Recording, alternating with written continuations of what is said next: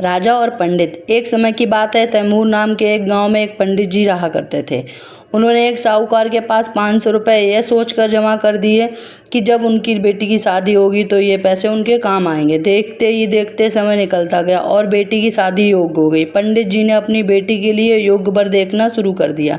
उन्हें अपनी बेटी के लिए एक लड़का पसंद आया, जिसके बाद पंडित जी साहूकार के पास अपने पैसे लेने गए। साहूकार ने उन्हें पैसे देने से इनकार करते हुए कहा, मेरे पास आपके कोई पैसे जमा नहीं कराए। आपके पास क्या प्रमाण है, क्या सबूत है कि मेरे पास आपने पैसे रखे? आपके पास कोई लिखित प्रमाण है? साहूकार की ये बातें सुनकर पंडित जी परेशान हो जाते हैं और वे समझ जाते हैं कि साहूकार ने उसके पैसे हड़प लिए।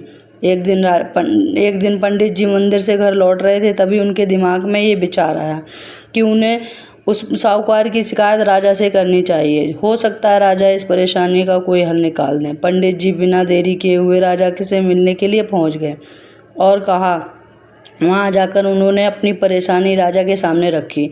पंडित जी की बात सुनकर राजा ने कहा कि कल नगर के लिए हमारी सवारी निकलेगी, तुम उस समय उस साहूकार की दुकान के सामने जाकर खड़े हो जाना। राजा की यह बात सुनकर पंडित जी अपना झोला उठाकर घर को निकल गए। अपने अगले दिन राजा की सवारी निकली। नगरवासियों ने उन्हें फूल मालाएं पहनाई, आरती उतारी। पंडित जी राजा के कहे अनुसार उस दुकान के सामने खड़े हो गए। राजा की सवारी साहूकार की दुकान के सामने आई तो राजा ने पंडित जी को देखकर प्रणाम किया और उन्हें कहा कि आप क्या कर रहे हैं? आप हमारे गुरु हैं, आप हमारे साथ बग्घी में चलिए। पंडित जी बग्घी में बैठने के बाद साहूकार ने राजा की पूजा की और उन्हें फूलों की माला पहनाई। उसके बाद राजा की बग्घी आगे बढ़ गई।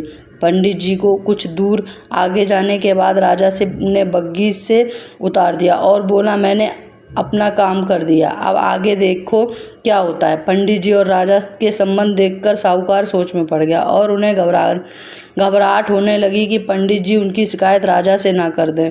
वह घर जाकर रात भर सो नहीं पाया। सुबह दुकान पर जाकर सबसे पहले साहूकार ने अपनी मुनीम को पंडित जी को ससम्मान दुकान में लाने के लिए कहा। मुनीम पंडित जी को ढूंढने निकल गया। कुछ देर बाद पंडित जी उसे नगर में एक पेड़ की छांव में आराम करते हुए नजर आए। मुनीम ने पंडित जी को कहा कि साहूकार ने उनको दुकान पर लेकर आने को भेजा है। मुनीम पंडित जी को सम्मान के साथ दुकान लेकर जाता है। साहूकार पंडित जी को आदर सम्मान के साथ बैठाते हुए कहते हैं, मैंने पुराने खाते की अच्छी तरह से जांच की और उसमें आपने मुझे 500 रुपये दिए थे। इसकी जानकारी मिली है। यह पैसा पीछे 10 सालों से मेरे पास जमा है, जिस वजह से उसका ब्याज मिलाकर यह 12,500 रुपये हो गए हैं।